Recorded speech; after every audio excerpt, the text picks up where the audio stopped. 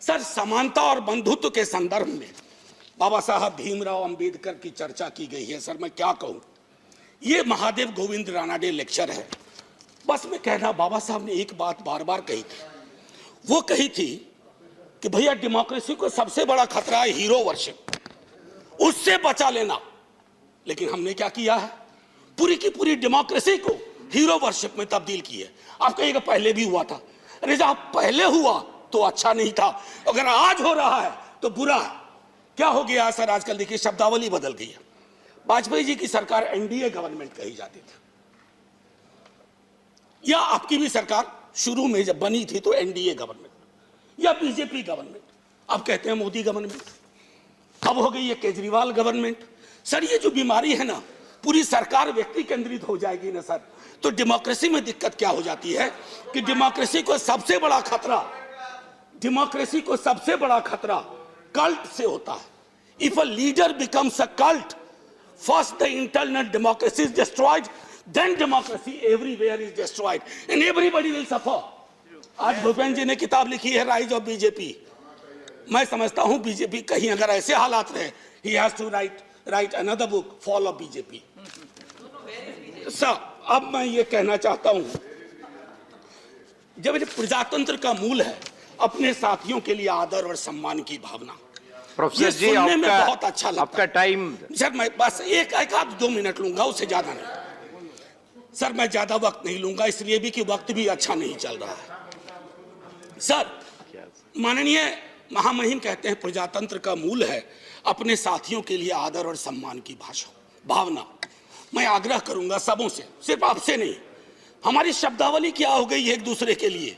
हम युद्ध की शब्दावली का इस्तेमाल करते हैं, हम चुनाव लड़ते हैं एक दूसरे के खिलाफ। किस तरह की शब्दावली का बिहार चुनाव में प्रयोग हुआ और किस तरह की शब्दावली का अभी चुनावों में प्रयोग हो रहा। अरे चुनाव कोई जीते, कोई देशद्रोही नहीं है इस देश में। हमारे आपकी संकल्पना में फर्क हो सकता है, ना मैं आपको देशद्रोही मानूंगा, ना आपको अधिकार देता हूं कि आप मुझे देशद्रोही कहें, क्योंकि तराजू पे तौलिएगा तो शायद चिंता आपको अपनी होगी, मेरी नहीं होगी। ये मैं कहना चाहता हूं।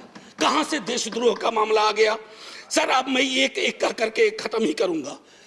मैंने पहले भी कहा था और दोहरा रहा हूं, सर, ये जो पूरा का पूरा डिस्कोर्स है, विमर्श, सबको बैठ करके राजनीतिक विमर्श बदलना चाहिए, सब खत्म हो जाएगा सर।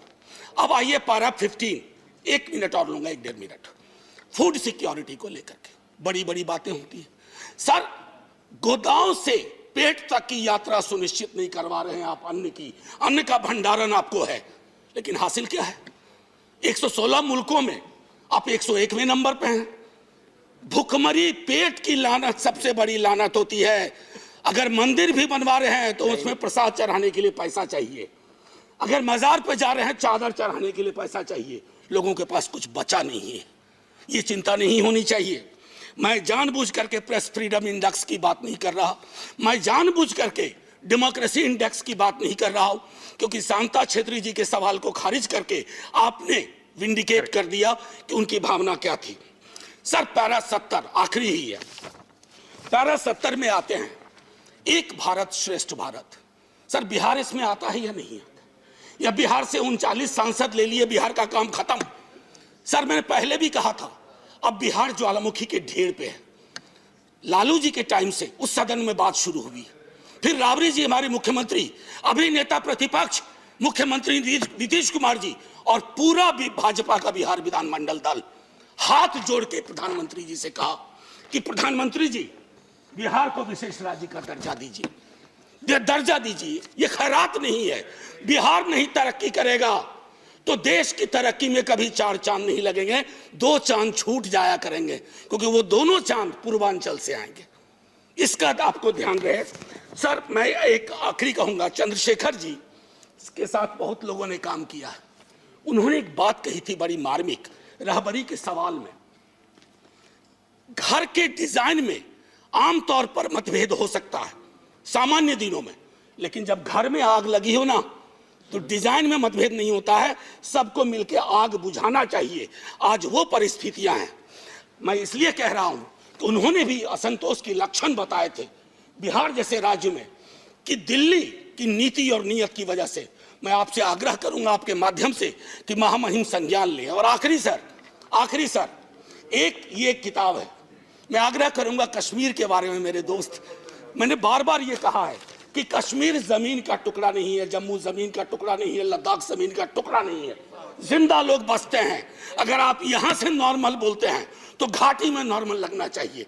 और मैं इसलिए भी कहूं कि ये लाल चौक एक यंग लड़के ने लिखी है सर, बिहार का लड़का है, उसने ये बात लिखी है और कहा है कि नॉर्मैलिटी कैसे रिस्टोर की जा सकती है। सब पढ़ें। और आखिरी में sir 14 please conclude. 30 second sir, north east के बारे में चर्चा हुई, 14 सिविलियंस की बर्बर हत्या हुई। क्या वो भारत के नागरिक नहीं थे? क्या उनके लिए एक शब्द नहीं होना चाहिए था? इसलिए मैं कह रहा हूं कि अभिभाषण सादा डॉक्यूमेंट ना हो, दर्द और पीड़ा हो, उसमें सब कुछ हो, ताकि वो हमारा अभिभाषण हो, आपका अभिभाषण हो, सबका अभिभाषण हो। बस इतना कह करके सर, जय हिंद। Thank you.